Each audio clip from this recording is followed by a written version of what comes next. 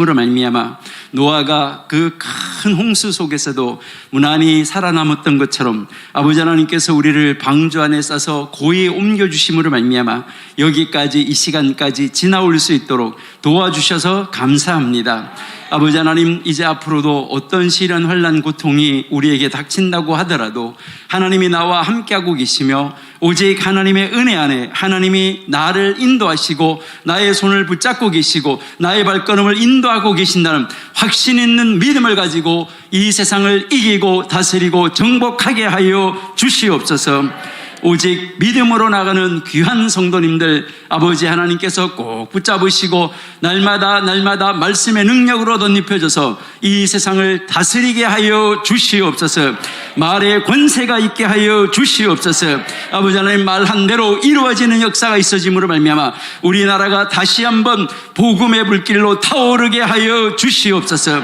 새로운 불길을 타오르게 하기 위하여서 잠시 시련과 환난 속에 있는 줄 아오니 아버지 하나님께서 꼭 붙잡아 주셔서 아름다운 일을 속한 시간 안에 이루어 주시옵소서. 우리 교회와 우리 목사님과 아버지 하나님 모든 분들 합력하여 아버지 하나님 앞에 하나님의 뜻을 이 땅에서 펼치기 위하여서 하나님의 뜻이 이 땅에서 이루어지게 하기 위하여서 애쓰고 수고하시고 노력하시고 계시오니 아버지 하나님께서 더욱더 큰 힘을 주시고 능력을 주심으로 말미암아 그 일을 넉넉하게 감당할 수 있도록 도와주시옵소서. 뒤에서 기도하고 물심양면으로 밀어주는 모든 분들에게도 아버지 하나님께서 동일한 은혜로 공급하여 주옵소서. 아버지 하나님, 우리 또 설교학교를 시작하여서 우리 많은 분들이 아버지 하나님 앞에 말씀을 선포하는 자로, 하나님의 말씀을 증거하는 자로, 하나님의 말씀을 보여주는 자로, 아버지 하나님의 말씀을 온전하게 이 세상에 표현하고 이루는 자로 세우시기 원하여서 세워주셨사오니 아버지 하나님의 학교를 통하여서 많은 자들의 말씀으로 거듭날 뿐만 아니라 오직 말씀에 선포하는데 자신감 있게 능력 있게 선포할 수 있는 자로 다 세워주시옵소서. 아버지 하나님, 아버지 하나님 앞에 온전히 의지하오니 이 시간도 아버지 하나님 부족한 종은 하나님의 손에 들림바 되어 쓰임받기 원하오니 하나님이여 사용하여 주시옵소서. 아버지 하나님께서 함께하여 주심을 믿습니다. 예수님의 이름으로 감사하며 기도드립니다. 아멘. 오늘 여러분들하고 이렇게 또 만날 수 있어서 정말 하나님의 크신 은혜라고 생각이 됩니다. 어려운 환경 속에서도 우리가 함께 만나서 말씀을 묵상하고 말씀을 연구하고 하나님 말씀 앞으로 가까이 갈 수 있다는 거, 이거보다가 더 큰 은혜가 어디 있을까 하는 것을 우리가 한번 생각해 봅니다. 제가 여기 말라기 1장 10절을 여기 띄워놨는데요. 말라기 1장 10절인데요. 여기 한번 보시면은 만군의 여호와가 이르노라, 너희가 내 제단 위에 헛되이 불사르지 못하게 하기 위하여 너희 중에 성전 문을 닫을 자가 있었으면 좋겠도다. 내가 너희를 기뻐하지 아니하며 너희 손으로 드리는 것을 받지도 아니하니라 라고 말씀을 했습니다. 여기에 보시면은 이제 그 하나님께서 말씀을 하시는데요. 그 말라기 시대에 그 시대 사람들이 하나님의 제단에 이제 예물을 드리는데 눈먼 거, 절름발이, 병든 거 이런 것을 가지고 와서 하나님 앞에 예물을 드리는 거예요. 그렇게 예물을 드리니까 그 예물을 드리는데 제사장들이 그걸 받아가지고 그냥 계속해서 제단에서 예배를 드리고 있으니까 하나님이 얼마나 답답하시면 이런 말씀을 하셨을까? 너희들 가운데서, 제사장들 가운데서 어떻게 이런 제물을 가지고 오는데 가지고 오지 못하도록, 이런 제물을 하나님 앞에 합당하지 않은 이런 제물을 가지고 오지 못하도록 그 성전문을 닫을 사람이 한 명도 없느냐라고 지금 말씀하고 있는 것입니다. 여러분, 지금 우리 교회가, 전 세계 교회가 어떻게 하나님 앞에 예배했길래 이제 그 목사님들이 그런 재물 가지고 오면 안 된다라고 말하는 그런 제사장이 한 사람도 없으니까 하나님이 정부 기관을 통하여서 교회 문을 닫아버리게 했을까? 우리는요, 다시 한번 우리가 깊이 한번 생각하고 하나님께서 왜 이렇게 하셨을까? 여러분이 말씀 한번 깊이 한번 묵상하시면서요, 하나님 우리가 잘못했습니다, 하나님 우리가 잘못했습니다 하고요, 우리는 기본으로 돌아와서 하나님 앞에 예배를 회복시켜야지 되는 것이고요, 하나님 앞에 정말 기본으로 돌아와서 하나님 앞에 드리는 예배 중에서 정말 우리가 예배와 예물을 정확하게 회복시킴으로 말미암아 우리가 마음껏 하나님 앞에 예배하고 정말 교회 강단에서 오직 말씀만이 선포되어지는 놀라운 역사가 있어지는 이러한 새로운 역사를 써가는 새로운 또 우리 기독교 시대를 열어갈 수 있는 그러한 그 시간이 속히 올 수 있기를 우리가 함께 기도하면서 이 어려운 시간이라도 우리가 하나님 앞에 함께 말씀 속으로 여행할 수 있는 우리가 되었으면 좋겠습니다. 그래서 이 말씀 우리가 잠시 보았고요. 오늘 초실절에 대해서 저희가 이야기를 나누려고 합니다. 이제 우리 오늘 초실절에 대해서 잠시 한번 보시는데, 초실절을 보기 전에 여기 달력을 제가 하나 보여드리는데요. 이제 오늘이 며칠인가 하는 것을 우리가 한번 볼 수 있는데요. 오늘이 여기에 이제 보시면은 아부월 15일, 그러니까 여기에 이제 아부월 6일이라고 오늘 되어 있습니다. 아부월 5781년 아부월 6일, 이제 아부월 6일이 되어져 있는데요. 이게 여러분들이 옆에 이렇게 써져 있는 거 잘 보일지 모르겠는데 2021년 7월 15일 목요일이고요. 그 밑에 보시면 5781년 아부월 6일이라고 써져 있습니다. 이게 이제 유대인들 달력에서는 이 아부월이 굉장한 날이기 때문에 제가 잠시 말씀을 드리는데요. 여기에 네모가 이렇게 쳐져 있는데 6일에 네모가 쳐져 있고요. 그러다 보면 6, 7, 8하고 9가 주일날인데요. 이제 7월 18일 날이 바로 9일 날인데, 이날 아부월 9일 날이 바로 무슨 날이냐면은 예루살렘 성전이 무너진 날이 아부월 9일이에요. 그러니까 아부월 9일인데 5786년 4월 10일 날 예루살렘이 포위를 당했어요. 포위를 당하고 이제 그 느부갓네살 왕에 의해서 포위를 당하고, 그 포위를 당하고 나서 한 6개월쯤 지난 다음에 바로 타무즈월 17일 날, 바로 여기 앞에 날이 타무즈월인데 타무즈월 17일 날 이제 예루살렘 성벽이 무너지기 시작했습니다. 포위를 당했다가 6개월쯤 지난 다음에 타무즈월 17일 날, 그러니까 10월 17일이에요. 10월 17일 날 무너지기 시작했고, 그러고 나서 한 20일이 못 돼서 바로 아부월 9일 날 이제 이 예루살렘 성전이 무너졌습니다. 그리고 남쪽 유다가 멸망을 당한 날이 아부월 9일입니다. 그런데요, 참 공교롭게도 안타깝게도 이제 이 제1성전이 이날 무너졌는데, 여러분들이 잘 아신 대로 AD 70년에 로마 디도 장군에 의해서 제2성전이 무너지는데 아부월 9일 날 무너졌어요. 똑같이.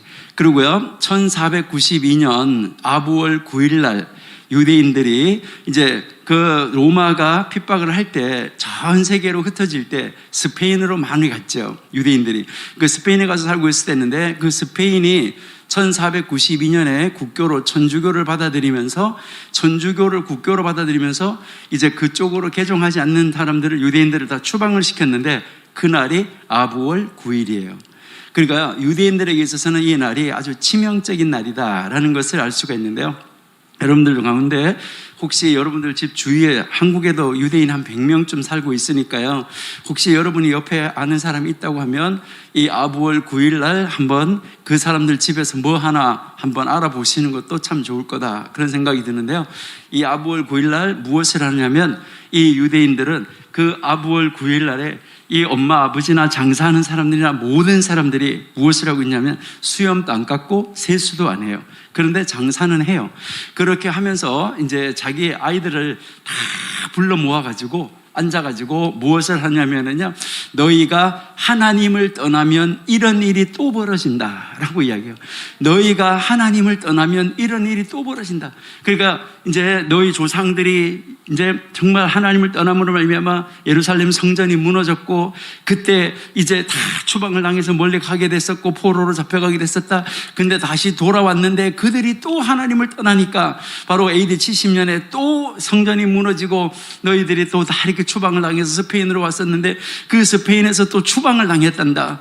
그렇게 이야기를 하면서요, 이런 일이 있었단다라고 이야기를 하면서, 야, 너희들 어떻게 해야 되겠냐? 너희들이 어떻게 해야 되겠냐? 너희들이 정말 하나님 떠나면 되겠냐? 이렇게 하면서요, 그들이 뭐 너 하나님 떠나면 안 돼, 뭐 하면 안 돼 이렇게 시키는 것이 아니라 바로 이렇게 교육을 함으로 말미암아 아부월 9일날 함께 모여서 앉아가지고 가족이 금식하는 거예요. 그날 하루 종일 세수도 안 한다고 그랬어요. 그러니까 그날 다 금식하면서 예레미야 애가를 읽어요. 예레미야 애가를 읽어가면서 너희들이 하나님을 떠나면 이런 일이 또 벌어진다. 너희들이 하나님 떠나면 안 돼! 라고 이야기하고, 그 다음에 두 번째로 가르친 것이 너희들이 실력이 없으면 이런 일을 또 당한다. 너희들이 실력이 없으면, 그 다음에 너희들이 능력이 없으면 안 된다.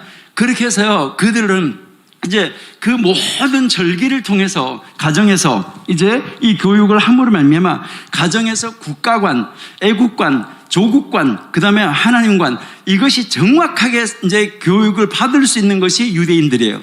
그렇기 때문에 그 유대인들의 그 교육은 바로 교회 안에서 절기 교육을 통해서, 또 자기네 가정 안에서 절기 교육을 통해서 그들의 삶이, 그들의 문화가 형성되어져 가고 있다는 것을 우리가 알 수 있다는 것입니다. 그렇기 때문에 우리 정말 이 설교학교에서도 여러분들은 이제 이 성경에 나오는 절기와 성경에 나오는 절기 외에 또 이제 유대인들이 현재 지키는 절기를 왜 그렇게 지키고 있는가, 이것을 우리들이 알아야 되는데요. 여러분들이 잘 아시는 대로 8.15 성경 속에 있는 절기 아니에요. 그렇지만 우리 대한민국 사람은 8.15를 우습게 여기면 안 되는 것이죠.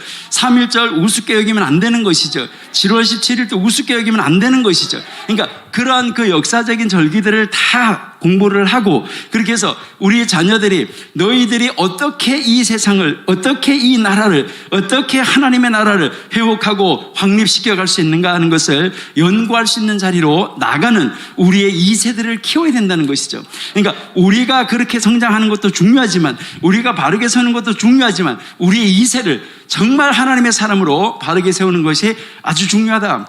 그래서 설교학교에 오신 여러분들은 무엇보다도 가정에서 먼저 설교자가 되셔가지고, 가정에서 우리의 가정부터 그 하나님의 말씀으로, 오직 하나님의 능력으로, 오직 하나님의 그 인도하심으로 우리의 자녀들을 바르게 세움으로 말미암아 놀라운 하나님의 능력을 나타내시는 우리 설교학교에 우리 오신 여러분들이 다 되시기를 바랍니다.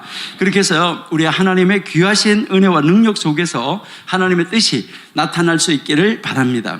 네, 우리가요, 지난번에 이제 6월절, 무교절, 초실절이 다 연결되어진다라고 이야기를 했었는데, 사실은 이제 이 6월절, 무교절, 초실절만 연결되어있는 것이 아니라 오늘 우리가 성경에서 한번 보시면은 오순절까지도 다 연결되어지고 모든 7가지 절기가 예수님의 생애로 온전하게 돌아가고 있다라는 것을 우리가 알 수 있다는 것이죠.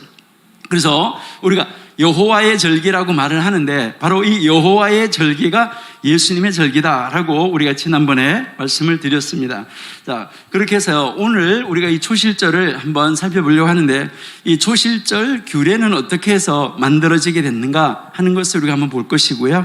그 다음에 초실절을 주신 목적은 무엇일까? 하나님이 초실절을 세우신 이유, 그 목적이 무엇인가? 그 다음에 초실절이 레위기에서 우리에게 초실절 말씀을 주셨는데, 이 말씀을 우리는 어떻게 이해해야 될까 하는 것이죠. 그러면 그 말씀을 우리는 어떻게 적용할 것인가, 그리고 우리의 삶에 이미 어떻게 성취되어졌는가 하는 거, 이런 단계로 저희들이 한번 살펴보는 시간을 갖도록 하겠습니다.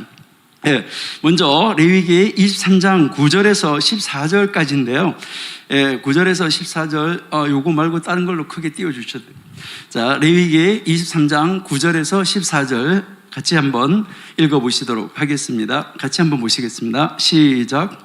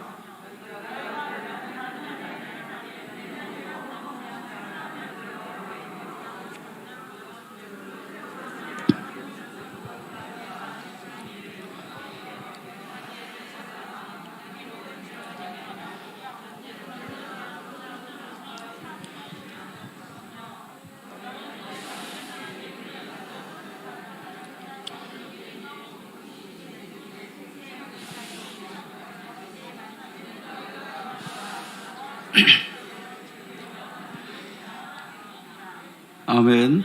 네, 이 말씀을 여러분들이 이제 성경책, 여러분 성경책을 펼쳐 놓으시고 이 말씀 차례대로 우리가 한번 가볼 거니까요. 한번 여러분들이 살펴보시도록 하겠습니다. 제일 먼저 우리가 이 초실절 규례라고 우리가 이제 이야기를 하면은 이 초실절은 이제 제일 먼저 우리에게 가장 중요한 것은 바로 뭐냐면 부활에 대한 약속이다 하는 것입니다. 그러니까 이 초실절이 우리에게 가르치는 것은 부활에 대한 약속이다. 그러니까 이 부활에 대한 약속인데 이 부활은 누구의 부활을 말하느냐 하는 것인데요. 예수님의 부활도 되는 것이지만은 우리의 부활도 약속을 하셨다라는 것을 우리에게 가르쳐주고 있는 말씀입니다. 그래서 이스라엘 백성이 7일간 무교병을 먹는 동안에 처음 추수한 곡식 한 단이 여호와께 드려졌다는 것이죠. 이것은 백성들이 한 주를 지키는 가운데 새로 도입된 새로운 기쁨과 흥분의 요소였었다 하는 것을 우리가 알 수 있습니다. 이것은 무엇을 말하냐면요, 여러분들이 잘 아시는 대로 우리가 6월절이 있었잖아요. 그러면 6월절이 14일이었었어요. 그러고 나서 이제 무교절인데 이 무교절이 15일부터 시작되는데 이 무교절 15일 시작될 때 이 날을 뭐라고 하냐면 안식하라라고 이야기를 했어요. 그러니까 첫째 날도 안식하고 마지막 날도 안식하라 이렇게 하면서 일주일간을 지켜지게 되는 것이죠. 21일까지. 그러면 21일까지 가는 그 도중에 그 사이에 있었던 절기가 바로 무슨 절기냐면 초실절이라는 거예요. 그러니까 그때까지 가는 그 사이에 있었다는 것이죠. 그러니까 6월절 지나고 그 다음에 무교절이 안식일이기 때문에 이 안식일 다음 날 하니까 여기가 16일이 되겠죠. 16일. 이렇게 해서 무교절 절기가 안식을 하라기 때문에 첫날 안식하라기 때문에 그 안식일 다음 날이 바로 이제 무엇이 될 수 있냐면 초실절이 될 수 있다. 이렇게 되는데 요건 조금 이따 우리가 다시 한번 또 볼 거예요. 중요하기 때문에요.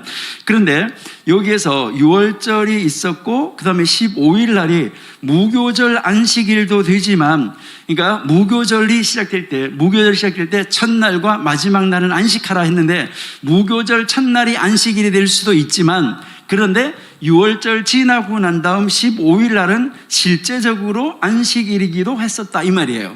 그러니까 두 가지가 다 해당이 된다는 거예요. 그러니까 무교절 안식일에도 해당이 되고 그다음에 6월절 지나고 나서 첫 번째 지나가는 안식일이기도 하고 그러니까 그 두 가지가 다 적용이 된다. 이것이 굉장히 중요한 것인데요. 이게 왜 중요한가? 여러분들 한번 생각해 보셔야 돼요. 그러니까 조금 있다가 우리가 거기에 대해서는 말씀을 드리도록 하겠습니다. 그래서 그 한 날에 이제 그 처음 추수한 곡식 한 단을 여호와께 드리는 바로 그날 정말 하나님께서 우리에게 새로운 땅을 허락하여 주셔가지고 그 약속의 땅에 가서 추수를 해서 처음 곡식을 가지고 와서 하나님 앞에 드려지게 되는 바로 그 기쁨과 흥분의 요소였었다라는 것이죠. 이 날이. 그러니까 굉장히 흥분된 날이었었다는 것입니다. 그러니까 여기에 여러분 보시니까 종살이에서 벗어난 과거를 뒤돌아보는 대신에 백성들은 이제 확신과 감사 가운데 있을 완전한 추수를 기대했다는 거죠. 이제 첫 번째 추수를 해서 하나님 앞에 드리면서 이제 뒤에 있어질 완전한 추수. 이것은 다시 말하면 예수님께서 부활의 열매가 되셨는데 이 첫 번째 부활의 열매를 보면서 우리 모두가 다 성도들이 확실하게 우리가 이제 부활할 것이라는 이 확신과 감사 가운데 있어지는 바로 우리의 부활을 온전히 내다보는 그러한 추수의 절기였었다라는 것을 우리에게 가르쳐 주고 있습니다. 그래서 여기에서 이제 많은 이단들도 나오고 있는데요. 그래서 추수꾼들이 여기에서 참 따가지고 가가지고 자기들은 추수한다라고 이야기를 하고 있습니다. 자, 그러면 우리가 이 초실절을 주신 목적은 무엇일까 하는데요.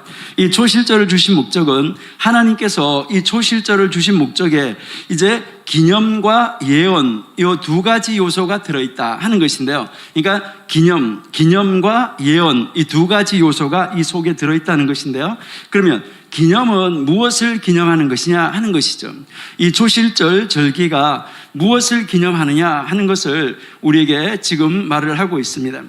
이것은 하나님께서 베푸신 풍성한 추수에 대해서 감사를 드리는 것이다. 그러니까 그 감사를 드리는 그 절기가 바로 이 초실절이다.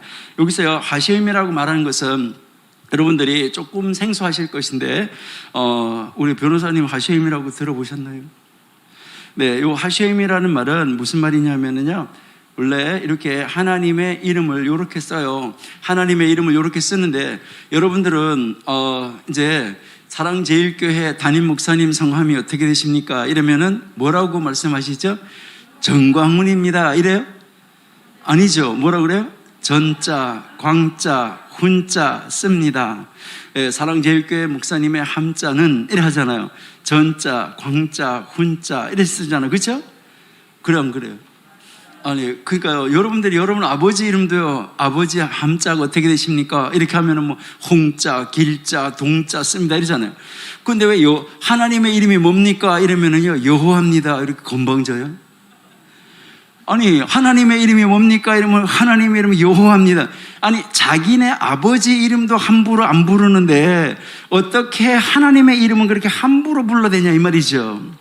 그래서요, 원래 이제 이 하나님의 이름을 처음에 사람들은 뭐라고 불렀었냐면 아도나이라고 불렀었어요. 아도나이. 이 하나님의 이름을 부르는데 그냥 여호와 이렇게 부르지 않고 아도나이 이렇게 불렀었는데, 왜 아도나이라고 불렀었냐면은 나의 주 이런 말이니까요. 원래 아돈이라는 말이 주인이라는 말이고 뒤에 아이가 붙어가지고 우리말로 말하면 나의라는 말이 뒤에 붙은 거예요. 그래서 나의 주 이렇게 하는 말로 불려졌던 것이 아도나이인데, 근데 성경에 보면은요, 여호와 아도나이가 나와요. 여호와도 나오고 또 뒤에 나의 주도 나와요. 나의 주 여호와 하나님 이렇게 나오는 데도 있다 이 말이죠. 그러면은 거기 가서는 나의 주 이래야 되잖아요. 아도나이 하나님 이렇게 나가야 되잖아요.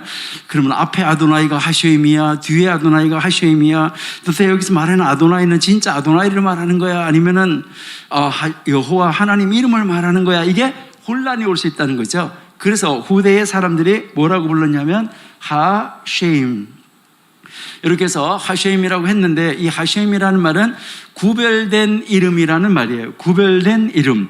그래서 이제 성경책을 쭉 읽어가면서 하쉐임 이렇게 이야기를 하면, 저것은 구별된 여호와, 구별된 하나님의 이름, 유일한 하나님의 이름 여호와를 말한다, 이렇게 이야기를 하는 거고요.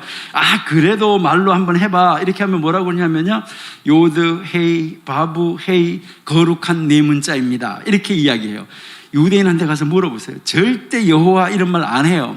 그러니까 요드 헤이 바부 헤이 거룩한 네 문자입니다 이렇게 쓰고 있다 이 말이죠. 그래서 그것을 우리가 하쉐임이라고 했다. 그러니까 이렇게 여러분들이 이해하시면 되겠어요. 그러니까 여기에 이 하쉐임이라는 말은 여러분들이 앞으로 계속 하쉐임이라는 말이 나오면 이 말은 여호와를 말하는 것이다, 이렇게 이해하시면 되겠어요. 이해가 되셨죠?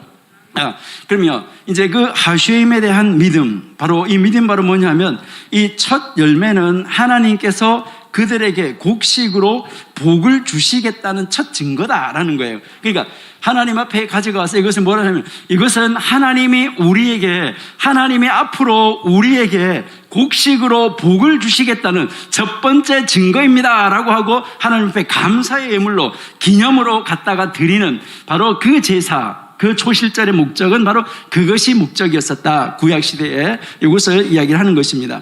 그러면 이것은 기념을 하는 것인데, 그러면 예언으로는 무슨 예언이 있느냐? 바로 이 절기의 예언적 목적은 죽은 자들의 첫 열매가 되신 예수님의 부활에 대한 바로 무엇을 말하냐면 예표다. 이것을 우리에게 가르쳐주고 있다 하는 것이죠. 여기에 지금 고린도전서 15장 20절에 보시니까, 그러나 이제 그리스도께서 죽은 자 가운데서 다시 살아 잠자는 자들의 첫 열매가 되셨다 하는 것, 이것에 대한 바로 예언이 이제 이 초실절이다라는 것을 우리에게 가르쳐주고 있다 하는 것이죠. 그러니까 하나님께서 초실절을 우리에게 바로 이스라엘 백성에게 주신 목적은 기념과 예언, 이 요소가 들어있는 것이다 하는 것을 우리에게 가르쳐주고 있다는 것이죠.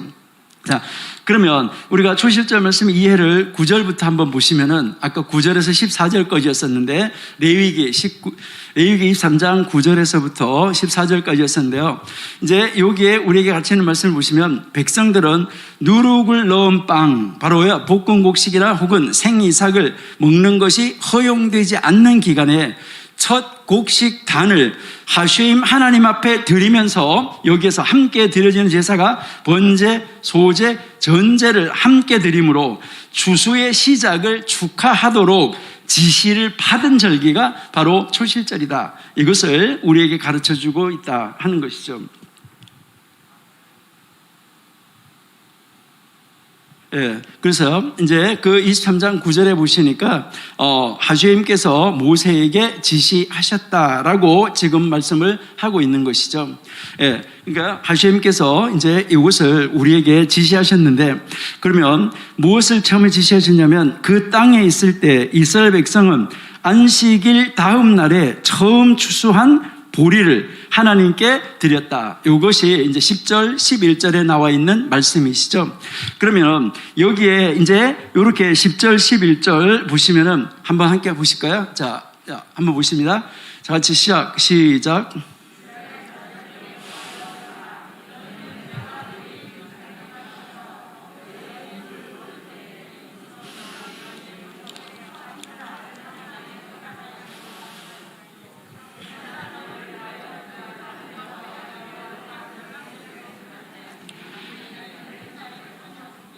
네, 그러니까 그 땅에서 이스라엘 백성들은 바로 안식일 다음 날에 처음 추수한 보리를 하나님 앞에 드렸다라고 이야기를 하는데요. 이때 여기에서 우리에게 가르치는 바로 이 초실절의 배경은 무엇일까 하는 것입니다. 이 초실절의 배경은 바로 하나님께서 이스라엘 백성에게 주신 땅이 바로 초실절의 배경입니다. 그러니까 하나님이 이스라엘 백성들에게 약속의 땅을 주셨다는 것이죠. 여러분, 우리에게도 하나님은 영적인 요단강을 건너가서 우리에게 주실 약속의 땅을 확실하게 여러분이 받으셨다고 하면 이 지상에서도 그 땅을 받은 자로서 하나님 앞에서의 삶을 살아야 된다는 것을 우리에게 가르쳐주고 있는 말씀입니다. 그래서 이 바로 하나님께서 이스라엘 백성들에게 주신 땅이 있었던 것처럼 우리에게도 하나님은 천국의 땅을 예비하여 놓으셨고 우리를 그쪽으로 인도해 가실 것인데, 거기에 가기 전까지 이 땅에서도 그 믿음을 가지고 그 예표를 바라보면서 이 일을 성취시키면서 살아야 된다는 것을 우리에게 가르쳐주는 말씀이다 하는 것을 기억을 하시기 바랍니다. 그 다음에 여기에서 이제 그 초실절에 이 제사장은 곡식단을 여호와 앞에 흔들어서 받을만 하게 하신다. 그러니까 이제 그 곡식단을 백성들이 가지고 오면 백성들이 흔드는 것이 아니라 이 제사장이 이것을 받아서 이제 그 하나님 향해서 이렇게 높이 쳐들어 올려서 흔들어서 하나님 앞에 바친다 하는 것을 우리에게 가르쳐 주고 있습니다. 이때 이 초실절 6월절 지난 후에 첫 번째 안식일 다음 날에 이것이 시작이 되어졌다. 그러니까 그때부터 시작이 됐다. 그러니까 이것은 바로 아까도 이야기했지만 1월 16일부터 시작이 됐다 하는 것을 우리에게 가르쳐 주고 있다. 이렇게 여러분이 보시면 되겠어요. 자, 그 다음에 두 번째 여기서 우리가 말씀해서 보시니까 12절, 13절에서 보시면은 곡식단이 드려질 때 이스라엘 백성이 번제, 소제, 전제도 여호와께 함께 드렸다라고 지금 말씀을 하고 있는 것이죠. 그러니까 하나님 앞에 이 곡식단을 드릴 때 그냥 곡식단만 드린 것이 아니라 여기에서 하나님은 이제 이 번제와 소제와 전제 이것이 함께 어우러져서 아우러져서 들어졌다는 것이죠. 여러분들이 잘 아신 대로 번제는 무엇을 말하고 소제는 무엇을 말하는 건가, 전제는 무엇을 말하는 것인가, 이것을 여러분들 한번 이해를 하셔야 되는데요. 이 이해를 조금 도와드리기 위해서 제사를 한번 볼게요. 여러분들이 레위기 이제 1장에서부터 5장까지 한번 보시면은 제사가 나와요. 그 다음에 6장에서 7장까지 보시면 또 제사가 나와요. 이렇게 여기에 이제 제사 제도가 두 번 나와요. 두 번 나오는데 여기에 오신 분들은 열심히 특심하신 분들이기 때문에 아마 잘 아실 거라고 생각이 되는데 제가 한번 여쭤보도록 하겠습니다. 자, 레위기 1장에서 5장에 레위기 1장에서 5장까지 나가는데 제사 순서 혹시 아시나요? 제사, 무슨 제사가 나오는지. 자, 레위기 1장에 무슨 제사 나오죠? 번제, 2장에 소제, 3장에 화목제, 4장에 속죄제, 5장의 속건제. 여러분 대단하시네요. 역시 대단하세요. 자, 그러면 6장하고 7장, 6장, 7장, 그러면 이 6장, 7장에서 나오는 제사 다시 한번 반복이 되어지는데, 이 6장, 7장에서 제사가 다시 반복되어지는데, 이때 제사의 순서는 어떠신가요? 자, 이때 제사 순서 아시는 분? 자, 한번 말씀해 보실래요? 자, 제일 먼저 번제, 그 다음에 소제, 그 다음에 속죄제, 그 다음에 속건제, 그 다음 화목제. 이렇게 해서 이 화목제가 여기 중간에 있던 것이 이 화목제가 제일 마지막으로 이동을 해 갔습니다. 그러면은 왜 이 제사 제도가 이렇게 제사를 순서를 다르게 만들어 줬을까 하는 것을 우리가 한번 생각을 해볼 수 있습니다. 여기에서 1장에서부터 5장까지, 레위기 1장에서 5장까지의 이 5가지 이 제사를 가르칠 때는 무엇을 가르치냐면 제사의 일반적 분류 방법인데, 이거는 제사장들에게 가르친 것이 아니고 일반 평민들에게, 그러니까 아주 보편적으로, 개론적으로, 객관적으로 가르친 거예요. 그래서 객관적으로 가르칠 때는 뭐부터 가르쳤냐면은 여기에서 이제 자원제사부터, 자원제사와 의무제사 이렇게 나누어서 가르쳤어요. 그러니까 자원제, 의무제사를 나누어서 가르쳤는데, 여기에 번제, 소제, 화목제는 자원제사이고요. 의무제, 여기에서 속죄제와 속건제, 이것은 이제 의무제사입니다. 그러니까 여기서 자원해서 드리는 제사는 본인이 자원해서 드리는 거기 때문에 안 드려도 그만이에요. 안 드려도 그만인데, 그렇다고 그래서 안 드릴 수 있느냐? 그렇지는 않아요. 그렇지는 않은데, 여기에서 여러분들 한번 잘 살펴보시면 이 속죄제와 속건제는요, 안 드리면 안 되는 제사예요. 그러니까 죄를 지었을 때 안 드리면은 큰일 나는 제사예요. 그러니까 죄를 지었기 때문에 안 드리면은 하나님 앞에 큰일 나는 그런 제사다라는 것을 우리가 먼저 알아야 되고요. 그다음에 번제, 소제, 화목제는 이제 사실은 드려도 그만, 안 드려도 그만인데, 여기에서 이 번제는 항상 무엇이 따라오냐면 속죄 제사가 항상 따라오기 때문에 번제를 뭐라고 말하냐면, 이제 번제를 자원제 또는 이제 의무제 이렇게도 이야기를 해요. 그런데 그것은 뭐가 따라올 때냐면 속죄제가 따라올 때 그런 거예요. 그러나 항상 분류상으로 할 때는 번제, 소제, 화목제는 자원하는 제사다. 그래서 일반적으로 가르칠 때 이렇게 가르치는데, 그러면 번제는 무엇을 말하느냐? 헌신을. 그러면 소제는 무엇을 말하느냐? 봉사를. 그 다음에 화목제는 무엇을 말하냐면 화목을. 그 다음에 속죄제는 죄 사함을. 그 다음에 속건제는 배상을. 이제 이렇게 우리에게 이제 가르쳐 주고 있다 하는 것이죠. 여러분 한번 잘 생각해 보시면은요, 여기에 번제, 소제, 화목제 이렇게 드릴 때는 제물이 정하여져 있는데, 속죄제, 속건제 할 때는요, 제물이 차등이 있어요. 뭐 제사장이 죄를 지었을 때, 백성들이 죄를 지었을 때, 지도자들이 죄를 지었을 때, 가난한 사람이 죄를 지었을 때, 이렇게 하면서 제물의 차이가 있어요. 왜 제물의 차이가 있을까 하는 것은 참 이 제물의 차이가 있다는 것이 하나님의 은혜예요. 만약에요, 가난한 사람이 양을 잡아서 제사를 드렸는데 양이 없어요. 그럼 이 사람은 이제 양을 어디 가서 구해가지고 와서 지금까지 지은 죄를 죄사함을 받기 위해서 어디 가서 양을 훔쳐오든지 뭐 하든지 양을 가지고 와야 된다 이 말이죠. 그럼 양을 가서 훔쳐왔다. 그러면 또 훔쳐가지고 온 죄를 또 속함을 받기 위해서 또 양을 또 훔쳐와야 돼요. 그러면 또 죄 지은 것을 또 하기 위해서 또 범죄해야 되고 또 범죄해야 되고 이런다 이 말이죠. 근데 하나님은 누구나 죄사함을 받을 수 있도록 만들어주기 위해서 아주 가난한 사람은 한 움큼의 가루로도 속죄제사를 드릴 수 있도록 만들어주셨다. 정말 하나님은요, 성경에서 보시면요, 놀랍도록 하나님이 우리에게 세밀하게, 아주 세밀하게 가르쳐줬다는 것을 우리가 알 수가 있습니다. 자, 그런데 그러면 6장에서 7장까지에서는 왜 제사가 이렇게 바꾸어졌을까? 번제, 소제, 속죄제, 속건제, 그 다음에 화목제, 이렇게 왜 제사 순서가 달라졌을까? 이것을 우리가 한번 생각해 볼 수 있는데요, 이것은 무엇 때문이냐 할 때, 이것은 제사장들에게 제사를 가르치는 거예요. 그러니까 제사장들에게 제사를 가르치는데, 제사장들은 제사를 집례하는 사람들이에요. 그러니까 제사를 집례할 때 제사 순서가 어때야 되느냐라는 거예요. 제사를 지내는데 제사 순서가 어때야 되냐, 그 제사를 집례할 때 제사의 순서는 바로 번제, 소제, 속죄제, 속건제, 화목제 순으로 제사가 드려져야 된다. 이것을 가르쳐 주고 있어요.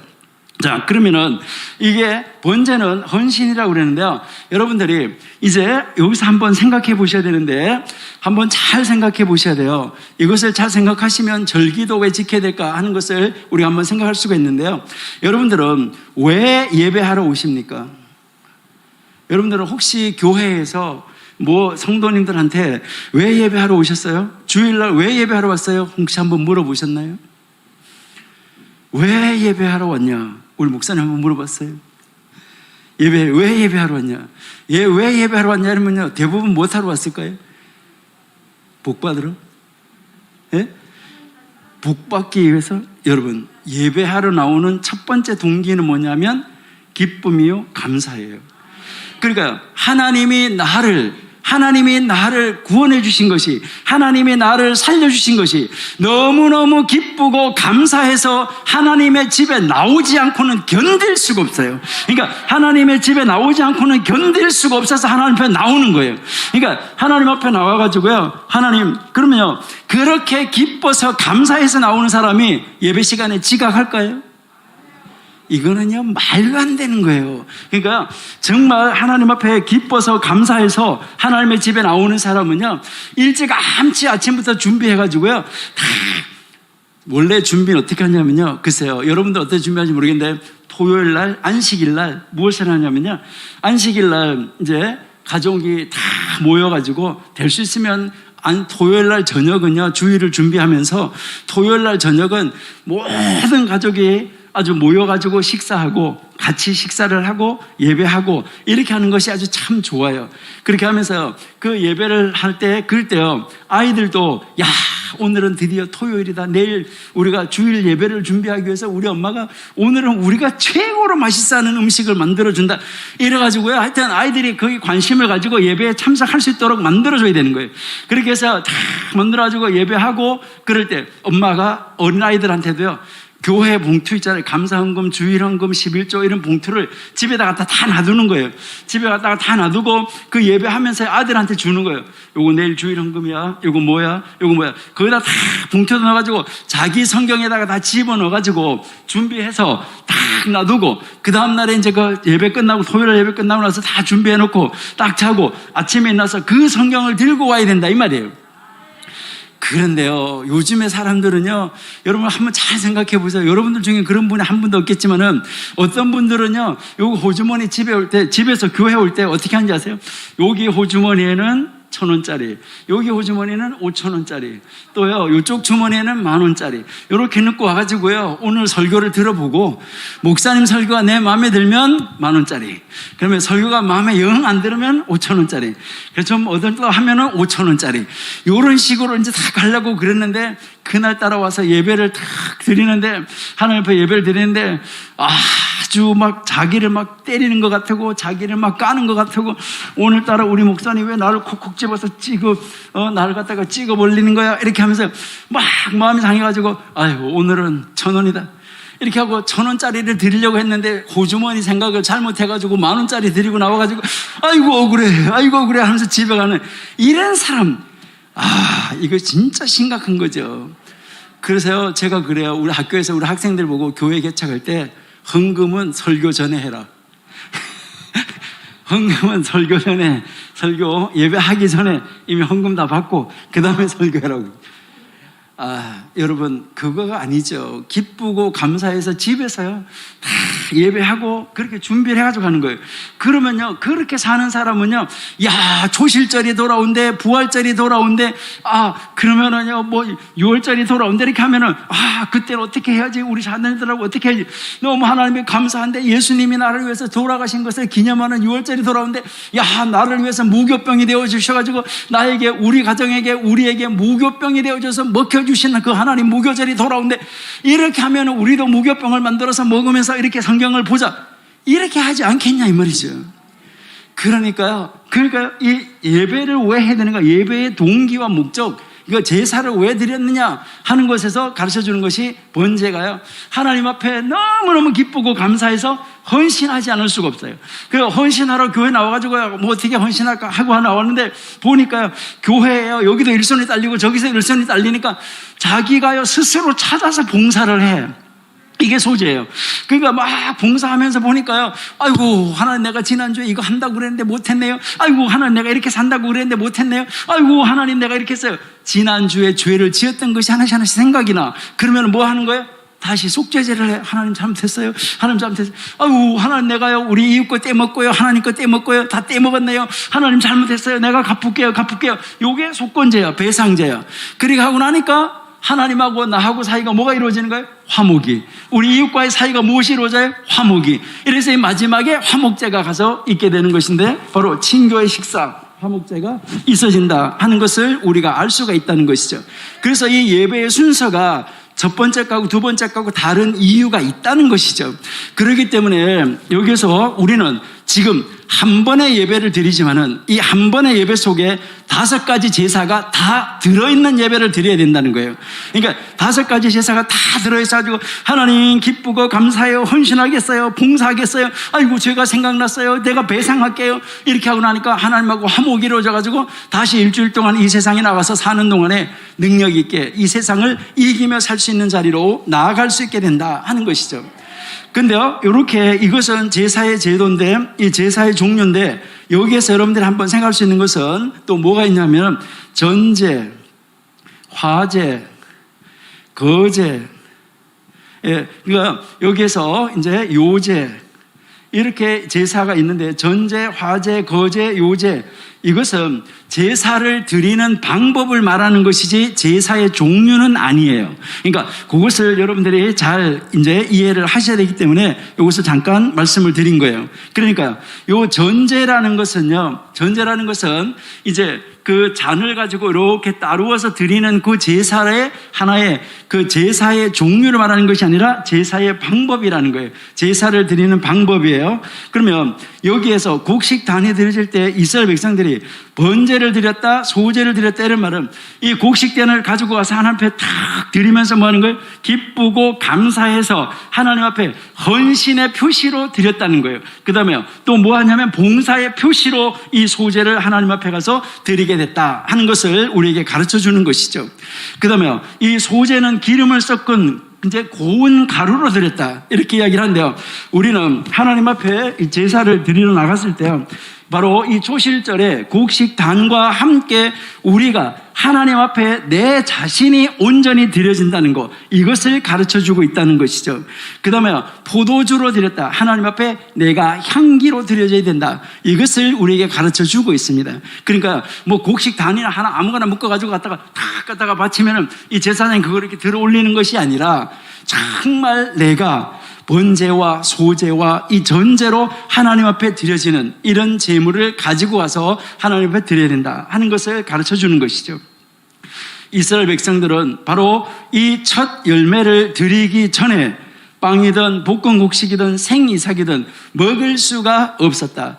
이 말 무슨 말이냐면요, 아무것도 그날 먹기 전에 하나님 앞에 드리고 그 다음에 먹었다는 거예요. 그러니까 내가 하나님 앞에 드리고 먹었다, 이것은 무엇을 말하냐면 나에게 있어서 가장 우선순위는 하나님이다, 최우선은 하나님이다, 이것을 가장 먼저 가르치는 거예요. 그러니까 첫 소산을 가져가서 하나님 앞에 드리는 것도 나에게 있어서 최우선, 가장 우선은 바로 무엇이냐? 하나님이다, 이것을 가르쳐주고 있다는 것이죠.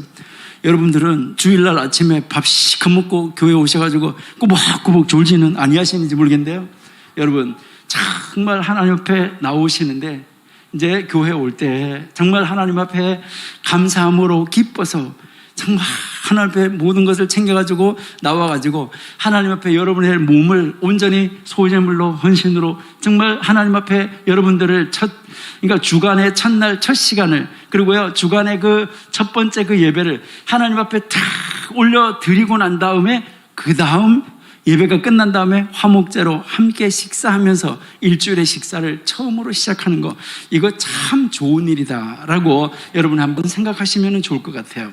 근데 이 초실절 규례는 어떻게 하라고 그랬냐라는 것이죠.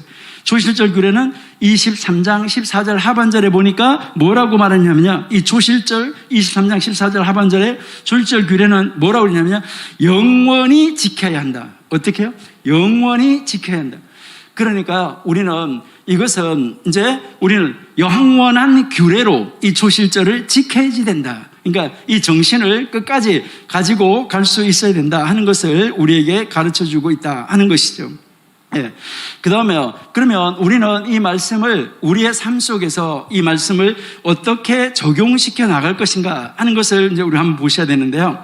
여기에서 한번 보시면 바로 이 레위기 23장 9절에서 14절은 바로 하나님께 드리는 감사, 그 다음에 하나님께서 주수 가운데 베푸신 것을 우리로 하여금 깨닫게 하는 것에 의의가 있다라는 것을 우리가 적용을 해야 되는 것이죠.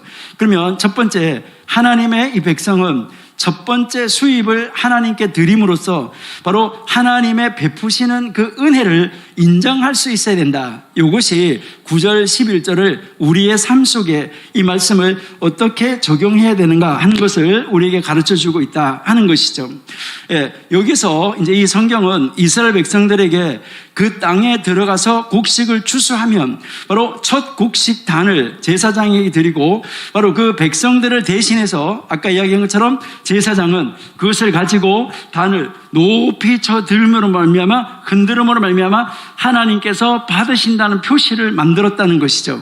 그리고 그들은 바로 이 주수의 처음 일부를 하나님 앞에 드림으로 말미암아 이제 앞으로 있어질 바로 이 주수를 하나님이 해줘야지만 될 수 있다. 그러니까 지금 처음 주수를 한 것처럼 하나님이 앞으로의 주수도 하나님이 우리와 함께 해주심으로 말미암아 우리는 주수를 할 수 있을 것이다. 이것을 가르쳐 주는 것이 바로 안식일 이제 절기를 지키는 것이다 하는 거죠. 그 다음에 보시면은 이제 23장 11절에서 제사장이 안식일 다음 날 곡식단을 요제로 드렸다. 이렇게 높이 들어서 흔들었다는 것인데요. 이것은 만일 안식일이 여기서 안식일이라는 말이 어느 날일까 하는 것이죠. 안식일이라는 말이 실제적인 안식일이냐 아니면 무교절을 시작하는 안식일이냐라는 것인데요. 여기에서 이것을 가지고 많은 사람들이 이제 의견이 나누어져요. 그래서 이것이 실제적인 안식일이었었다 아니면 무교절 안식일 시작하는 바로 무교절 첫날이기 때문에 그날이 그 무교절 첫날의 안식일을 말하는 것이다 이렇게 이야기를 하기도 한다는 것이죠. 그러니까 그 안식일이 어느 안식일이냐 이것이 중요하지 않다. 왜 중요하지 않느냐? 이것은 바로 그 날이 어떤 안식일로 하든 그 바로 초실절은 1월 16일이었었다는 거예요. 바로 예수님 시대 예수님이 십자가에 달리실 때도 1월 16일이 바로 초실절 부활절이었었는데 바로 그 날이 1월 16일이었었다는 것이죠. 그리고요 이날부터 세워서 이제 49를 세고 나면 50일째가 되는데 요 부활절이 바로 주일 첫날이었었기 때문에 바로 주일날이었었는데 이렇게 세니까 오순절날도 주일날이 되더라. 여기에는 변함이 없더라는 거예요. 다른 사람들이 이 날이 뭐 무교절날 첫날이다 아니면은 안식일날 다음 날이다 이렇게 서로가 토론을 하고 서로가 주장을 하더라도 그 날은 1월 16일 날로 변함이 없었는데 예수님 시대 예수님이 부활하실 때 1월 16일 날 부활을 하셨다는 거예요. 그러니까 그 날로 딱 맞아졌다는 거예요. 어떻게 주장을 하든지 딱 맞아졌다는 거예요. 여러분 성경은요 바르게 읽기만 하면 어떻게 보더라도 성경은 정확하게 자기가 지난번에 이야기했지만은요 자기가 한 학문을 가지고 성경 속으로 제대로 들어가기만 하면 성경은 딱 들어맞는다라는 것을 우리에게 가르쳐주고 있다. 이렇게 여러분이 보시면 되겠어요. 그러니까 그날이 안식일이 어떤 안식일이든 상관이 없다라는 것이죠. 그런데 우리가 아무리 이렇게 연구해봐도 역시 최초의 유월절과 예수님 시대 유월절에 보시니까 바로 안식일 다음 날 부활하시고 그날 예수님이 부활의 첫 열매가 된 걸 보니까 그것은 무교절 첫날이라기보다는 안식 후 첫날이 맞는 것 같아. 이렇게 우리가 그렇게 하는 것인데요. 그러니까 다른 의견을 보더라도 예수님은 1월 16일 날 부활하신 것은 확실하고 그 다음에 5월 이제요 그 시반월 바로 6일 날이 이제 오순절이 되는 것도 확실하다. 그러니까 그것은 변함이 없다 하는 것을 우리가 알 수 있습니다.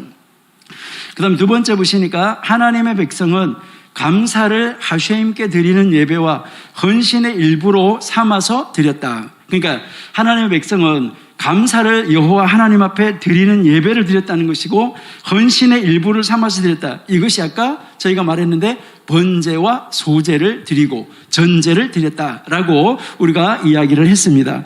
바로 여기에서 우리에게 가르치는 것은 곡식단을 요제로 드리는 것은 모든 속죄와 헌신의 제사가 뒤따라온다는 거예요. 그러니까 온전히 하나님 앞에 올려드릴 때에 여기에 이 속죄 제사가 뒤따라오고 헌신의 제사가 뒤따라온다는 것이죠. 그래서 이 주수 가운데 하나님께서 베푸신 이 풍성함을 함께 가진 바로 하나님의 백성은 하나의 이 공동체 예배 안에서, 우리가 이 공동체 예배 안에서 바로 하나님이 향한 하나님이 우리에게 베풀어 주신 것에 대한 우리의 감사를 표현하기 위해서 함께 모이는 제사가 첫 단을 가지고, 모두가 다 첫 단을 가지고 이제 그 안식 후 첫날에 모여서 하나님 앞에 드려지는 바로 그 예배를 드렸다. 바로 그것이 초실절 예배의 시작이었었다 하는 것을 우리에게 가르쳐 주는데요. 이것은 바로 핵심 바로 뭐냐면 자신의 감사를 표현하기 위해서 하나님 앞에 모이는 예배였었다. 여러분, 우리도 언제 어디에서 무엇을 하더라도 우리는 첫 열매를 가지고, 여러분들이 첫 열매를 가지고 하나님 앞에 나와서 하나님 앞에 예배를 드릴 때, 이거 내가 첫 열매인데 이거 꼭 하나님 앞에 드려야 돼, 이것이 아니라 여러분의 자녀들도요, 이제 뭐 봉급 타가지고 첫 봉급 타면야 빨간 내복 사와라, 이게 아니라 첫 봉급을 탔냐, 첫 봉급을 탔으면 100% 온전히 하나님 앞에 드려라. 그러니까 그 가장 첫 번째 것을 하나님 앞에 드리면서 하나님이 이렇게 해주셔서 저를 직장을 주셔서 첫 번째 것을 하나님 앞에 드려요. 이제 있어지는 모든 열매 하나님이 주렁주렁 맺히게 해주셔서 저로 하여금 앞으로 하나님이 내가 이 세상을 살아가는데 쓰고 남음이 있을 만큼 공급해 주심을 확실하게 믿습니다 라는 이런 신앙을 그들에게 가르쳐야 돼요. 우리 자녀들에게요. 그래서 첫 번째 것을 하나님 앞에 드리는데 기쁨과 감사와 헌신의 표시로 우리가 드려야 된다 하는 것을 가르쳐 주는 것이 바로 이 초실절 예배라는 것이죠. 그 다음에 하나님의 백성은 하나님께서 자신에게 필요한 것들을 삶 가운데 베풀어 주셨음을 증거해야 한다라는 것이죠. 이것은요, 이제 정말 하나님이 우리에게 이제 첫 것을 드리고 나서 하루 지나면서 보니까 매일매일 순간순간 있어지는 우리에게 필요한 모든 것을 하나님이 하나씩 일일이 다 공급해 주셨다라는 거예요. 그러니까 내가 생각하지도 못했던 거, 내가 기억하지도 못했던 거, 정말 나는 어떻게 할까 생각도 못했던 것인데 하나님께서 벌써 아시고 내가 필요한 것을 거기에다가 공급해 놓으셨다라는 것이죠. 그러니까 우리가 눈을 딱 열어보니까 하나님은 내가 필요한 것을 미리 아시고 벌써 내가 걸어갈 그 자리에다가 거기에다가 갖다가 놓았다라는 것이죠. 그러니까 거기 갖다 탁 보면서 하나님 감사해요. 하나님이 이렇게 해주셨군요. 하나님이 이렇게 해주셨군요. 그러면서 계속해서 끊임없는 감사의 생활로 이어갈 수 있다. 이것이 바로 첫 열매를 드리는 것부터 시작이다. 그러니까 첫 열매를 하나님 앞에 드리는 것부터 이것이 시작이 된다는 것이죠. 그래서 이 첫 열매를 하나님 앞에 드리고 그 다음부터 기다림의 시작이 있어진다는 것을 우리에게 보여주고 있습니다. 그 다음에 우리의 삶에 이미 성취된 이 초실절, 이것을 우리가 한번 잠깐 생각해 보면은요, 이제 이 초실절은 이미 우리에게 성취가 되어졌다 하는 것을 이야기하고 있는데요. 여러분들이 지난번에 6월절 우리가 한번 보셨고요. 그 다음에 무교절 우리가 한번 보았고요. 그리고 오늘 지금 이제 우리가 초실절인데요. 여기에서 여러분들이 이제 한번 보시면은 우리가 지난번에 이야기를 한 대로 이 6월절에는 예수님께서 6월절 어린 양이 되셨다는 것이죠. 그러니까 6월절 어린 양이 되셔가지고 처음에 최초에 출애굽기 12장에 6월절 양을 잡는 바로 그날 그 시간에 돌아가셨다는 거잖아요. 그리고 그날 그 시간에 돌아가셔서 6월절 어린 양이 되어주셨다. 그 다음에 무교절에는 예수님께서 이제 땅속에 들어가서 무교병을 만들 때 땅속에 3일 묻어놨다가 꺼내가지고 그 밀가루, 유기농 중에 유기농 밀가루를 가지고 가루를 가지고 무교병을 만드는데 예수님께서 무교병이 되어 주셔가지고, 그러니까 예수님께서 친히 무교병이 되어 주셔서 우리에게 먹히어 주셨다. 그러니까 예수님이 몸으로 친히 무교병이 되어 주셔서 우리에게 먹혀 주셨다. 그다음에요, 이 초실절에 예수님께서 바로 이제 6월절 후 안식 후 첫날 1월 16일 날에 예수님께서 부활의 첫 열매가 되셨다. 그러니까 부활의 초실이 되셨다는 것이죠. 예, 이렇게 이제 부활의 초실이 되어 주셨다. 그러니까 부활의 첫 열매, 이제 초실절 되셔주셨다. 그러니까 여기까지는 지금 뭐가 된 것인가요? 성취가 되어졌다 하는 것을 우리에게 가르쳐 주는 것이죠. 그러니까 이미 성취된 초실절이다. 이것을 우리에게 보여주고 있다는 말씀입니다. 자, 그래서 이 초실절은 첫 번째가 바로 뭐냐면 헌신의 증표다라는 것이죠. 그러니까 하나님의 백성은 하나님께서 자신들에게 필요한 것을 공급하신다는 것을 인정하기 위해서 수입의 첫 번째 부분을 헌신의 증표로 하나님 앞에 드린다. 그래서 헌신의 제사, 번제가 따라온다. 그 다음에 봉사의 제사, 번제가 따라온다.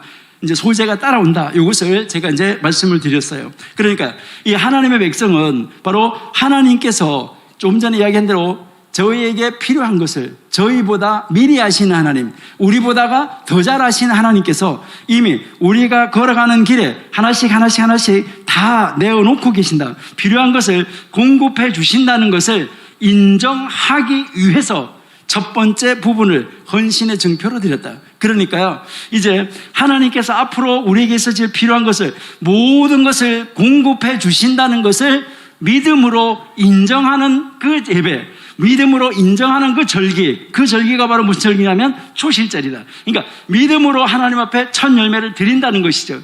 앞으로 우리에게 필요한 모든 것을 공급해 주신다는 그 증표로 우리가 드린다. 이것을 가르쳐주고 있다라는 것이죠.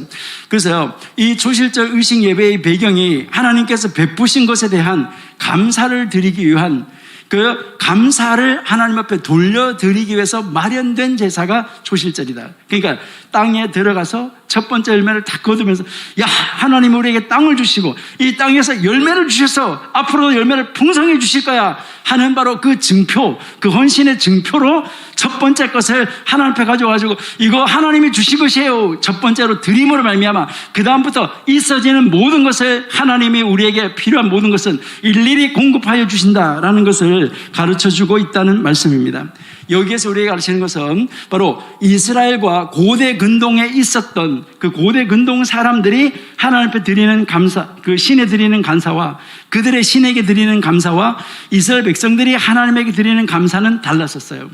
그러니까 이스라엘 백성들이 하나님 앞에 드리는 이 감사는 이스라엘 백성들에게 하나님이 첫 열매를 주신 것에 대해서 너무너무 감사해서, 하나님 앞에 감사해서 하나님 앞에 선물을 드리지 않고는 견딜 수가 없어서 그 첫 번째 열매를 가져가서 하나님 이거 다 주셨어요 하면서 하나님 앞에 선물로 갖다 드리는 것이었어요. 그러는데 고대 근동 지방의 그 다른 나라 사람들은 좋은 곡식을 얻기 위해서 자기들의 신들을 매수하는 거예요. 신들을 매수해가지고요, 당신 자기가 믿는 신에게 가가지고 이렇게 해주세요, 이렇게 해주세요, 이렇게 해주세요 하면서 신을 매수하고 신을 달래는 예배를 드린 거예요. 이게 우리나라에서 무당 국거리 하는 거하고 똑같아요. 그러니까 정초에 많은 사람들이 가서 점을 치잖아요. 점을 치고 나서 이제 그 무당한테 가서 점을 치면 무당이 올해 액제가 들었어요, 삼재가 들었어요, 뭐가 들었어요. 그러니까 그럼 어떻게 해야 돼요? 굿을 해야 돼요. 그러니까 그 굿이 바로 뭐 하는 거예요? 우리가 말하면 예배인데 그 굿이 결국은 신을 달래는 거예요. 신에게 막 달래가지고 우리 집에 이런 거 하지 마세요, 이런 재앙 주지 마세요, 이런 재앙 주지 마세요 하는 거, 그런 것처럼 지금 이 고대 근동 지방에서도 좋은 곡식을 얻기 위해서 자기의 그 신들을 매수하려고 노력했지만은 바로 이스라엘 백성들은 하나님이 주신 것에 대해서 감사의 예물을 드리는 예배였었다. 이것이 근본적으로 다르다는 것이죠. 그렇기 때문에 헌신의 증표로 드려졌다 하는 것이고요. 그 다음에 감사가 있는데 바로 여기에서 이 감사를 강조하는 것은 첫 곡식단을 하나님 앞에 드리는 것, 이것은 무엇을 말하냐면 지금부터 있어지는 모든 것은 하나님의 것입니다 하는 바로 이 감사예요. 그러니까 하나님, 이 모든 것, 하나님이 주신 것은 다 하나님의 것입니다 하는 것이죠. 그래서 그들이 하나님 앞에 감사하는 것은 그들의 삶 가운데서 하나님이 없으면 나는 존재할 수가 없어요, 이것을 이야기하는 건데, 여러분들은 감사는 바로 뭘 말하냐면요, God is everything이에요. God is everything이고요, 여기서요 I am nothing이에요. 그러니까 하나님이 모든 것 되시고 나는 아무것도 아닙니다, 이것을 고백하는 것, 이것이 바로 이 첫 번째 단을 여러분 가가지고요 가나안 땅에 들어가서 첫 번째 곡식을 얻었어요. 그러니까 지금까지 만나를 먹고 이렇게 살다가 가나안 땅에 들어가서 첫 번째 곡식을 딱 얻었을 때 그들이 어떻게 했어요? 야, 이거 먹으면 맛있겠다, 이런 생각이 없었을까요? 그런데 그것보다가도 그들이 첫 번째 곡식 단을 딱 얻자마자 하나님께서 이렇게 주셨어요, 하나님 감사해요 하면서 그들이 먼저 생이 사귀고 무엇이고 먹기 전에 하나님 앞에 이 첫 것을 갖다가 딱 드리면서 모든 것은 하나님의 것입니다, 하나님 감사해요 라고 드리는 이 절기가 바로 초실절이었었다, 이것을 우리에게 가르쳐주는 것이죠. 그러니까 백성들이 주설기에 참여함으로 말미암아 하나님께서 처음부터 이제 모든 것을 우리를 위해서 계획해 놓으셨다.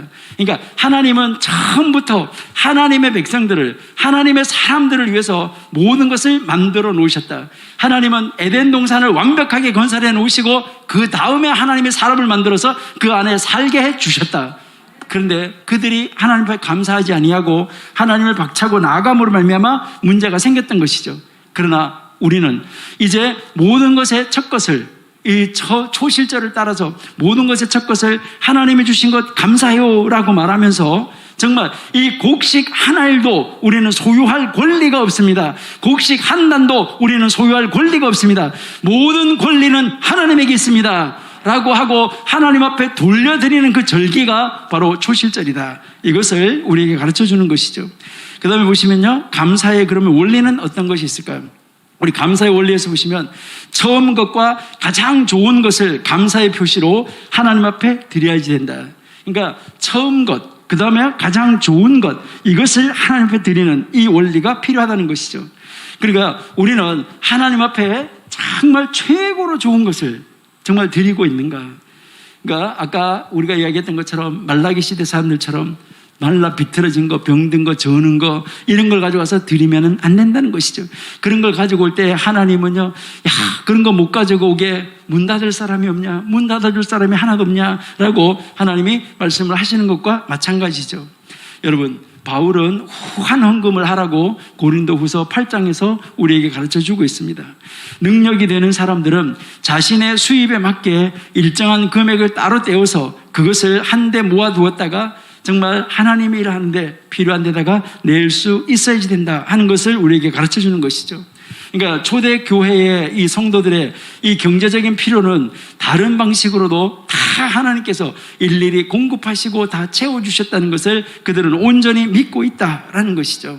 여러분, 그러므로 우리에게도 하나님께서 우리의 필요를 아신 하나님께서 앞으로 이 초실절이 완전하게 이제 우리에게 성취가 되어진 것처럼 하나님은 우리의 일도 미래적 현실에서 하나님께서 우리를 완벽하게 우리를 위해서 준비해 놓으신 것으로 하나하나 다 완벽하게 채워져 가실 것이다. 그리고 채우고 남음이 있을 것이다. 이것을 우리가 알아야지 된다 하는 것이죠.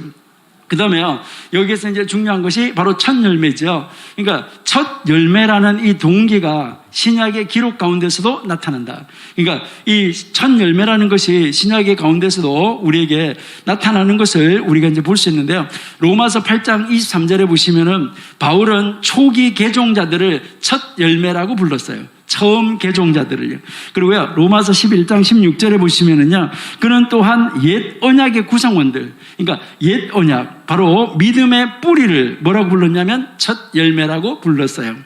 예, 그래서 성도들은 야고보서 1장 18절하고 요한계시록 14장 8절에 보면 성도들을 첫 열매라고 부르고 있어요. 그러니까 우리가 정말 하나님 앞에서 우리 스스로가 이제 하나님 앞에 첫 열매가 되어져서 우리가 하나님 앞에 드려지는 사람들이다. 그래서 우리는 바로 예수 그리스도가 부활의 첫 열매가 되어진 것처럼 그 첫 열매를 통해서 우리가 하나님 앞에 첫 열매로 드려지는 사람으로 살게 됐다는 것을 우리에게 가르쳐 주고 있습니다. 그래서 그리스도가 바로 첫 열매라는 것이죠. 그러니까 신약에서 첫 열매의 모형에 관한 가장 중요한 것은 신약에서 예수 그리스도다. 바로 예수님이 부활의 첫 열매가 되셨다 하는 것을 우리에게 가르쳐 주고 있다는 것이죠. 고린도전서 15장 전체를 여러분들이 부활의 장이라고 말하는데 이 고린도전서 15장 전체는 다 무엇하고 연결되어지냐면 농사하고 연결되어집니다. 그래서 농사하고 연결되어져서 바로 이 첫 번째 절기의 초실절이 되어진 것처럼 예수님께서 부활의 첫 열매가 되어주셨고 여러분들은 예수님이 부활의 열매로 맺혀진 것처럼 앞으로 차후에 이제 성도들이 죽었다가 다시 부활할 것이라는 것을 정확하게 가르쳐주는 바로 그 절기가 초실절이다. 이것을 우리에게 가르쳐주고 있다는 것이죠. 그래서 구약에서의 초실절은 바로 주수에서 시작을 해서 하나님께서 우리에게 베풀어 주신 모든 것에 대해서 드리는 이 감사가 신약에서 그리스도의 부활에 그대로 적용이 되어져서 예수님이 부활의 첫 열매가 된 것처럼 우리도 부활의 열매가 하나님을 따라서 맺혀져서 나중에 영원한 하나님 나라에 들어가서 영원한 부활체로서 살게 되는 이 예표를 우리에게 보여주셨다 하는 것이죠. 그러니까 첫 열매를 하나님 앞에 드림으로 말미암아 그 나머지 열매가 다 하나님께서 책임지시고 다 열매를 맺게 한 것처럼 부활의 첫 열매를 예수님께서 부활의 첫 열매를 만들어내신 것처럼 우리들도 하나님이 부활의 열매로 만들어서 예수님과 함께 하나님 나라에서 영원히 그 하나님 나라 좋은 나라에서 기뻐하며 감사하며 그 안에서 번제와 소제와 전제를 드리며 하나님 앞에 기뻐하며 살게 만들어줄 것이다. 이것을 가르쳐주는 그 절기가 바로 초실절이다 하는 것을 우리에게 보여준다라는 것을 여러분들이 기억을 하시고요. 이제 이 초실절 정말 하나님이 나에게 첫 열매를 주신 것 감사하고 첫 열매를 지금까지 드린 것 감사하고 아버지 하나님 이제 그 날마다 하나님 앞에 내가 처음 열매를 하나님 앞에 드림으로 삶을 살아옴으로 말미암아 지금까지 내가 살 수 있도록 모든 열매를 베풀어 주신 하나님 예수님이 부활의 첫 열매가 되셨던 것처럼 그렇게 부활하신 것처럼 나도 부활해서 앞으로 영원한 하나님 나라에 들어가서 살 것을 저는 확실하게 믿습니다. 이것을 고백하는 것, 이것을 가르쳐주는 바로 이 절기가 초실절이라는 것을 아시고요. 우리 이제 전 목사님한테 여러분들이 이 초실절이 성도에게 어떻게 정말 정확하게 성취가 되어지고 이루어지고 영적으로 어떻게 풀이가 되어지는지를 여러분들은 이제 우리 전 목사님을 통하여서 여러분의 삶 안에서 실제적으로 성도의 삶 속에서 표현되어지는 성도의 생활 가운데서 표현되어지는 이 초실절을 정말 정확하게 배워서 그 초실절 속에서 여러분들이 살아가는 소망을 가지고 살아가는 부활의 소망을 가지고 살아가는 능력 있는 여러분들이 다 되시기를 바랍니다. 이제 이 구약에서 가르치는 바로 이 초실절은 이러이러한 열매가 있었고 이러이러한 과정이 있었고 이런 의미가 있었고 이렇게 적용이 되어졌었다는 것 이것을 여러분들이 아시고 이제 이 구약의 이 뿌리를 가지고 이제 우리 전 목사님께서 여러분들에게 정말 영적으로 이제 해석을 해주고 신약 성경에서 어떻게 성취가 되어져서 우리는 어떻게 부활한 생명으로 어떻게 우리는 앞으로 부활의 소망을 가진 사람으로 우리가 살아갈 것인가 여기에 대한 온전한 소망을 가지고 여러분이 영의 부활이 있는 생명으로 여러분의 영혼이 이미 살아난 사람으로 여러분의 영혼이 살아나서 부활한 사람으로 이제 앞으로 육의 부활까지 영육의 부활이 함께 어우러져서 천국에 가서 어떻게 살 것인지를 정확하게 내다보고 하늘나라의 소망을 든든하게 붙잡고 살아가시는 여러분들이 다 되시기를 바랍니다. 감사합니다.